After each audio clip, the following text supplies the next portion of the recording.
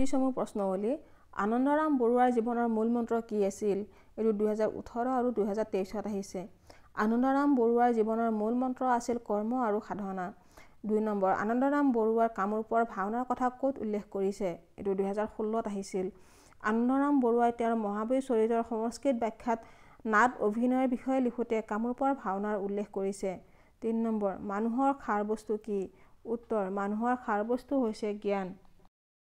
আনন্দৰাম বৰুৱাই ল'ৰাকালতে কণ্ঠস্থ কৰা গ্ৰন্থখন কি আছিল? আনন্দৰাম বৰুৱাই ল'ৰাকালতে কণ্ঠস্থ কৰা গ্ৰন্থখন হৈছে অমৰ কোষ। উপেন্দ্ৰ চন্দ্ৰ লেখাৰুৱে সম্পাদন কৰা বৃহৎ কলেবৰ গ্ৰন্থখনিৰ নাম কি? উপেন্দ্ৰ চন্দ্ৰ লেখাৰুৱে সম্পাদন কৰা বৃহৎ কলেবৰ গ্ৰন্থখনিৰ নাম কথা গুৰুচৰিত। প্ৰকৃত মহৎ লোকসকলে দেশকালৰ সীমা কেনেদৰে অতিক্ৰম কৰে? ক্ষণজন্মা আনন্দৰাম বৰুৱাৰ জ্ঞান আৰু মহত্ব সমগ্ৰ বিশ্বতে বিয়পি আছে। দৰাচলতে জ্ঞানৰ কোনো পৰিসীমা নাথাকে। সেয়ে মহৎ লোকৰ জ্ঞান তথা মহত্ব কেৱল এক নিৰ্দিষ্ট দেশতে সীমাবদ্ধ হৈ নাথাকি গোটেই বিশ্বতে ব্যাপ্ত হয়।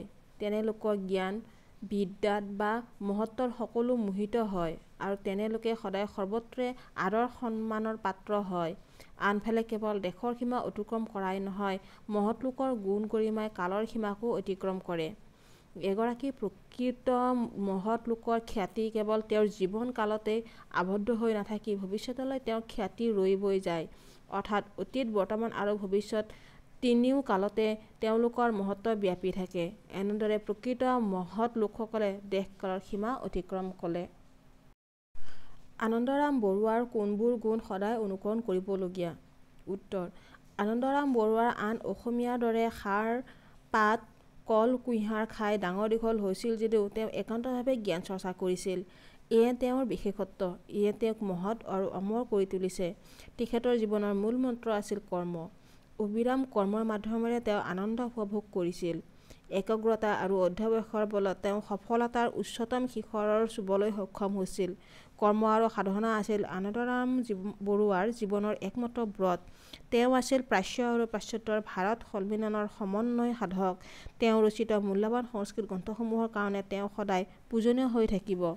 নিজ পিতৃ মাতৃ স্বদেশ আৰু স্বজাতিৰ প্ৰতি তেওঁৰ ভক্তি আৰু শ্ৰদ্ধা অটুট আছিল। কৰ্মৰ প্ৰতি থকা একাগ্ৰতা গুণত তেওঁ অসাধাৰণ জ্ঞানী আৰু কৰ্মী হ'ব পাৰিছিল। আনন্দৰাম বৰুৱাৰ এইবোৰ গুণ সদায় অনুকৰণ কৰিবলগীয়া। উপেন্দ্ৰ চন্দ্ৰ লেখাৰুৱে কি বিষয়ত স্নাতকোত্তৰ ডিগ্ৰী লাভ কৰিছিল? উত্তৰ উপেন্দ্ৰ চন্দ্ৰ লেখাৰুৱে অসমীয়া আৰু বঙলা বিষয়ত স্নাতকোত্তৰ ডিগ্ৰী লাভ কৰিছিল। ক'ত শিক্ষা লাভ কৰি আনন্দৰাম বৰুৱা অগাধ পণ্ডিত হৈ পৰিছিল? এইটো 2014 আহিছিল। ভাৰত আৰু সুদূৰ ইউৰোপত শিক্ষা লাভ কৰি আনন্দৰাম বৰুৱা অগাধ পণ্ডিত হৈ পৰিছিল। আনন্দৰাম বৰুৱাক কিহে মহৎ আৰু অমৰ কৰি তুলিছিল? উত্তৰ আনন্দৰাম বৰুৱা সদায় একাগ্ৰ আছিল বাবে একান্তভাৱে জ্ঞান চৰ্চা কৰিছিল। একাগ্ৰতাৰ বলতে তেওঁ অসাধাৰণ জ্ঞানী আৰু অসাধাৰণ কৰ্মী হ'ব পাৰিছিল, যিয়ে তেওঁক মহৎ আৰু অমৰ কৰি তুলিছিল। কিহৰ বাবে আনন্দৰামে চিৰকুমাৰ ব্ৰত অৱলম্বন কৰিছিল? এইটো 2016 আহিছে। আনন্দৰাম বৰুৱা কৰ্মত একনিষ্ঠভাৱে লিপ্ত আছিল। জ্ঞান চৰ্চাৰ প্ৰতি অনুৰাগ ইমানেই প্ৰবল আছিল যে তাৰ বাবে তেওঁ চিৰকুমাৰ ব্ৰত অৱলম্বন কৰিছিল। উপেন্দ্ৰ চন্দ্ৰ লেখাৰুৰ সম্পাদিত গ্ৰন্থ দুখনৰ নাম লিখা।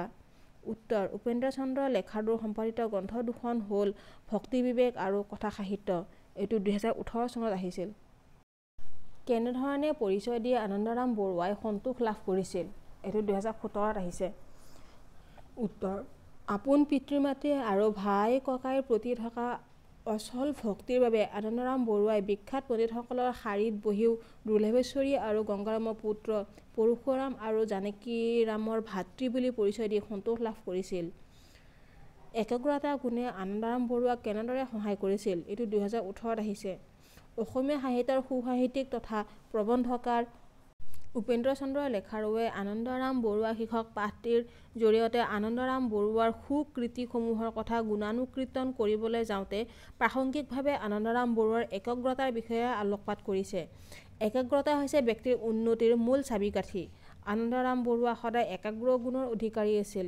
একগ্ৰতাৰ কাৰণে তেওঁ অসাধাৰণ জ্ঞানী আৰু অসাধাৰণ কৰ্মী হ'ব পাৰিছিল। এই গুণে তেখেতক সাহস আৰু প্ৰেৰণা দান কৰিছিল। এই গুণৰ বাবেই তেওঁ কেৱল ভাৰততেই নহয়, ইউৰোপ, আমেৰিকা আদি দেশতো স্মৰণীয় হৈ আছিল। ল'ৰালি কালতেই ভাওনা আদি অভিনয় উৎসৱত যোগদান কৰোঁতে আনন্দৰাম যেনে একমনা আছিল, সেইদৰে লিখা পঢ়া বিষয়তো তেওঁ একমনা আছিল।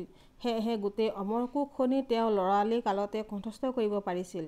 কৰ্মত আনন্দৰাম বৰুৱা ইমান একাগ্ৰ আছিল আৰু জ্ঞান চৰ্চাৰ অনুৰাগ তেওঁৰ এনে প্ৰবল আছিল যে তাৰ বাবে তেওঁ চিৰকুমাৰ ব্ৰত অৱলম্বন কৰিছিল। কৰ্মৰ প্ৰতি থকা একাগ্ৰতাৰ বাবে এসময়ত তেওঁ এগৰাকী প্ৰখ্যাত পণ্ডিত হ'ব পাৰিছিল। এনেদৰে একাগ্ৰতাৰ গুণতে তেওঁ অসাধাৰণ জ্ঞানী আৰু কৰ্মী হ'ব পাৰিছিল। আনন্দৰামৰ মূল মন্ত্ৰ আছিল কৰ্ম। চমুকৈ আলোচনা কৰা। এইটো 2016ত আহিছে। উত্তৰ: কৰ্মই আনন্দৰাম বৰুৱাৰ জীৱনৰ মূল মন্ত্ৰ আছিল। একান্তভাৱে আৰু অবিৰাম গতিত কাম কৰি তেওঁ বৰ আনন্দ পাইছিল। প্ৰকৃত কৰ্মীয়ে কেতিয়াও কামৰ বাবে প্ৰশংসা নিবিচাৰাৰ দৰে তেওঁ কাম কৰি প্ৰশংসা বা মান বিচৰা নাছিল। এইটোৱে প্ৰকৃত কৰ্মীৰ চিন। তেওঁৰ কাম আৰু সংকল্প দেখি মেক্সমুলাৰৰ দৰে পণ্ডিতেও বিস্ময় মানিছিল। তেওঁ চাকৰি জীৱনৰ কম বয়সৰ ভিতৰত উচ্চ খাপৰ গ্ৰন্থ প্ৰকাশ কৰি সকলোকে আচৰিত কৰিছিল। তেওঁ অন্যান্য পুথি প্ৰকাশ কৰিবলৈ সংকল্প লৈছিল যদিও অকাল মৃত্যুৱে সেই আশা পূৰণ হ'ব নিদিলে। তেওঁৰ কৰ্মৰাজিৰ বাবে সদায় অসমীয়া সমাজত পূজনীয় হৈ থাকিব। পাৰ্শ্য আৰু পাশ্চাত্যৰ ভাৰত সন্মিলনত আনন্দৰাম বৰুৱাৰ স্থান নিৰ্ণয় কৰা। এইটো 2017ত আহিছিল। অধ্যাপক উপেন্দ্ৰ চন্দ্ৰ লেখাৰুৰ মত অনুসৰি আনন্দৰাম বৰুৱাৰ আগত সংস্কৃত চৰ্চা বৰ বিশেষ ৰকমে হোৱা নাছিল। পাশ্চাত্যৰ লোকসকলে প্ৰাচ্যৰ জ্ঞানৰাজিৰ বিশেষ আলোচনা কৰিবলৈ সুবিধা পোৱা নাছিল। কিন্তু আনন্দৰাম বৰুৱাৰ পাছত এই কাম উজু হৈ পৰিছিল। আনন্দৰাম বৰুৱাই ইউৰোপলৈ গৈ জ্ঞান চৰ্চা কৰিছিল। আনন্দৰাম বৰুৱাৰ জীৱন আৰু কৰ্মৰ জৰিয়তে প্ৰাচ্য আৰু পাশ্চাত্যৰ ঐক্য সাধন কৰিছিল। আনন্দৰামৰ জৰিয়তে পাশ্চাত্য দেশসমূহে প্ৰাচ্যৰ জ্ঞান লাভ কৰাৰ সুবিধা পাইছিল। গতিকে প্ৰাচ্য আৰু পাশ্চাত্যৰ ভাৰত সন্মিলনত আনন্দৰাম বৰুৱাৰ স্থান অতি উচ্চ আছিল। সেয়েহে কবিয়ে গাইছে: তোমাৰে আনন্দ বৰুৱা চোৱা সংস্কৃত সাগৰমুঠি, ইউৰোপ এছিয়া কিৰীটি ৰাখিলে জগতে কৈছে ডাঠি। 2019ত আহিছে। ভাৰতীয় প্ৰশাসনিক সেৱাত নিযুক্ত প্ৰথমগৰাকী অসমীয়া কোন? উত্তৰ: ভাৰতীয় প্ৰশাসনিক সেৱাত নিযুক্ত প্ৰথমগৰাকী অসমীয়া হৈছে আনন্দৰাম বৰুৱা। প্ৰকৃষ্ট আৰু অনিয়া-অনি শব্দ দুটাৰ অৰ্থ কি? উত্তৰ: প্ৰকৃষ্ট শব্দৰ অৰ্থ হ'ল উত্তম বা শ্ৰেষ্ঠ আৰু অনিয়া-অনি শব্দৰ অৰ্থ হ'ল পৰস্পৰে দায়িত্ব অস্বীকাৰ কৰা। প্ৰসংগ-সংগতি দৰ্শাই ব্যাখ্যা কৰা। কৰ্মই জীৱন আৰু কৰ্মশূন্যতাই প্ৰকৃত মৃত্যুৰ স্বৰূপ।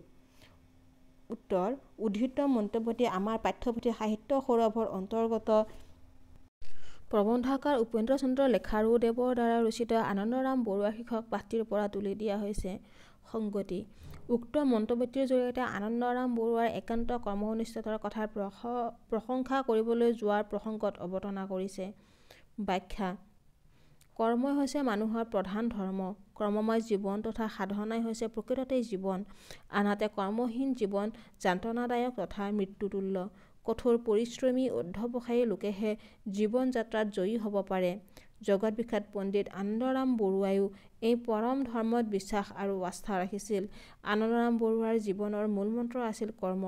কামৰ বাবে তেওঁ প্ৰশংসা বা মান বিচৰা নাছিল। এয়াই প্ৰকৃত কৰ্মীৰ লক্ষণ। বিশ্ববিদ্যালয় শিক্ষা সাং কৰি জীৱনৰ অতি কম সময়ৰ ভিতৰত তেওঁ উচ্চ শ্ৰেণীৰ গ্ৰন্থ ৰচনা কৰি বিশ্ববিখ্যাত হৈ পৰিছিল। তেওঁৰ কাম আৰু সংকল্প দেখি জগতবিখ্যাত পণ্ডিত মেক্সমূলাৰৰ দৰে লোকেও বিস্ময় মানিছিল। সেইবাবে প্ৰবন্ধকাৰ লেখাৰুদেৱে জীৱনৰ আন এটা নাম কৰ্ম বুলি কৈছে আৰু কৰ্মহীন জীৱনক মৃত্যুৰ লগত তুলনা কৰিছে। 2020ৰ প্ৰশ্নখন আলোচনা কৰিম। এনক আৰ্ডেনৰ অনুবাদকগৰাকীৰ নাম লিখা।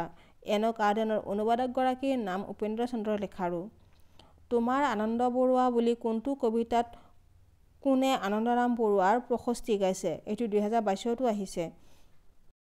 উত্তৰ: তোমাৰ আনন্দ বৰুৱা বুলি লক্ষ্মীনাথ বেজবৰুৱাৰ অসম সংগীত নামৰ কবিতাৰ প্ৰশস্তি গাইছে। জীৱন আৰু কৰ্মৰ দ্বাৰা আনন্দৰাম বৰুৱাই কেনেকৈ প্ৰাচ্য আৰু পাশ্চাত্যৰ ঐক্য সাধন কৰিছিল চমুকৈ লিখা। উত্তৰ: কৰ্মক জীৱনৰ ব্ৰত হিচাপে গ্ৰহণ কৰি আনন্দৰাম বৰুৱাই গঢ়ি তুলিছিল এক কৰ্ম সংস্কৃতি। তেওঁৰ কাম আৰু সংকল্প দেখি জগত বিখ্যাত পণ্ডিত মেক্স মুলাৰৰ দৰে লোকেও বিস্ময় মানিছিল। তেওঁৰ কৰ্ম সংস্কৃতিয়ে দেশ বিদেশৰ প্ৰাচ্য আৰু পাশ্চাত্যৰ সকলোতে এক ইতিবাচক পৰিৱেশ সৃষ্টি কৰিছিল। আনন্দৰাম বৰুৱাৰ আগত সংস্কৃত চৰ্চা বৰ বিশেষ ৰকমেৰ হৈছিল বুলি ক'ব নোৱাৰি। পাশ্চাত্যৰ লোকসকলে প্ৰাচ্যৰ জ্ঞানৰাজিৰ বিশেষ আলোচনা কৰিবলৈ সুবিধা পোৱা নাছিল। কিন্তু আনন্দৰাম বৰুৱাৰ পিছত এই কাম উজু হৈ পৰিছিল। গতিকে প্ৰাচ্য আৰু পাশ্চাত্যৰ ভাৰত সন্মিলনত আনন্দৰামৰ স্থান অতি উচ্চ। তেওঁক আদৰ্শ কৰি ভাৰততো বহুতে সংস্কৃত চৰ্চা কৰিবলৈ ধৰে। ঠিক এনেদৰে আনন্দৰাম বৰুৱাই তেওঁৰ জীৱন আৰু কৰ্মৰ দ্বাৰা জাতিসমূহৰ আৰু প্ৰাচ্য আৰু পাশ্চাত্যৰ ঐক্য সাধন কৰিবলৈ সক্ষম হৈছিল। 2022 পেপাৰখনলৈ আহোঁ। প্ৰাগজ্যোতিষপুৰ সম্ভৱ বুলি কৈ কোনে বিশেষ গৌৰৱ অনুভৱ কৰিছিল? উত্তৰ: প্ৰাগজ্যোতিষপুৰ সম্ভৱ বুলি কৈ আনন্দৰাম বৰুৱাই বিশেষ গৌৰৱ অনুভৱ কৰিছিল। 2023 আহিছিল অসমীয়া আৰু ভাৰতীয় হিচাপে ভাৰতীয় প্ৰশাসনিক সেৱাৰ প্ৰতিযোগিতাত আনন্দৰাম বৰুৱাৰ স্থান কি আছিল? আনন্দৰাম বৰুৱাই ভাৰতীয় প্ৰশাসনিক সেৱাৰ প্ৰতিযোগিতাত অসমীয়াৰ ভিতৰত প্ৰথম আৰু ভাৰতীয় হিচাপে পঞ্চম স্থানত আছিল। প্ৰসংগ সংগতি দৰ্শাই ব্যাখ্যা কৰা। কৰ্মই জীৱন আৰু কৰ্মহীনতাই প্ৰকৃতই মৃত্যুস্বৰূপ। উত্তৰ: প্ৰসংগ: উক্ত কথাফাকি আমাৰ পাঠ্যপুথিৰ সাহিত্য সৌৰভৰ অন্তৰ্গত প্ৰবন্ধাকাৰ উপেন্দ্ৰ চন্দ্ৰ লেখা আৰু দেৱৰ দ্বাৰা ৰচিত আনন্দৰাম বৰুৱা নামৰ পাঠটিৰ পৰা তুলি দিয়া হৈছে। সংগতি: আনন্দৰাম বৰুৱাই একান্ত কৰ্মনিষ্ঠতাৰ কথা প্ৰকাশ কৰিবলৈ গৈ লেখকে কথাফাকিৰ অৱতাৰণা কৰিছে। ব্যাখ্যা: আনন্দৰাম বৰুৱাৰ জীৱনৰ মূল মন্ত্ৰ আছিল কৰ্ম। তেওঁৰ বাবে কৰ্মই আছিল ধৰ্ম। কৰ্ম সাধনেৰে তেওঁ দেশৰ উন্নতি সাধনৰ প্ৰচেষ্টাত ব্ৰতী আছিল। তেখেতে কৰ্মময় জীৱন অতিবাহিত কৰি আৰু একাগ্ৰতাৰ দ্বাৰা অসাধাৰণ কৰ্মী হ'ব পাৰিছিল। অবিৰাম গতিত কাম কৰি তেওঁ আনন্দ পাইছিল। একাগ্ৰতাৰে কাম কৰি কামৰ বাবে তেওঁ প্ৰশংসা বা মান নিবিচাৰিছিল। ইয়ে প্ৰকৃত কৰ্মীৰ চিন। বিশ্ববিদ্যালয় শিক্ষা শেষ কৰি জীৱনৰ অতি কম সময়ৰ ভিতৰত তেওঁ বহুকেইখন উচ্চ শ্ৰেণীৰ গ্ৰন্থ প্ৰকাশ কৰিছিল। ইয়াৰ বাহিৰেও আৰু নানা গ্ৰন্থ প্ৰকাশ কৰিবলৈ তেওঁ সংকল্প কৰিছিল। তেওঁৰ কাম আৰু সংকল্প দেখি জগত বিখ্যাত পণ্ডিত মেক্স মুলাৰেও বিস্ময় মানিছিল। কৰ্মৰ দ্বাৰা আনন্দৰাম বৰুৱাই জাতিসমূহৰ লগত প্ৰাচ্য আৰু পাশ্চাত্যৰ ঐক্য সাধন কৰিছিল। জ্ঞানস্পৃহাৰ বাবে আনন্দৰাম বৰুৱাই সুদূৰ ইউৰোপলৈ গৈছিল। অদম্য কৰ্মস্পৃহা আৰু কৰ্মী মনোভাৱ থকা বাবেই জীৱনকালৰ অতি চমু যাত্ৰাতো তেওঁ অতি উচ্চ মানদণ্ডৰ গ্ৰন্থ ৰচনা কৰি বিশ্ববিখ্যাত হৈ পৰিছিল। সেয়ে লেখকে জীৱনৰ আন এটা নাম কৰ্ম বুলি কৈছে আৰু কৰ্মহীনতাই প্ৰকৃত মৃত্যুস্বৰূপ বুলি উল্লেখ কৰিছে।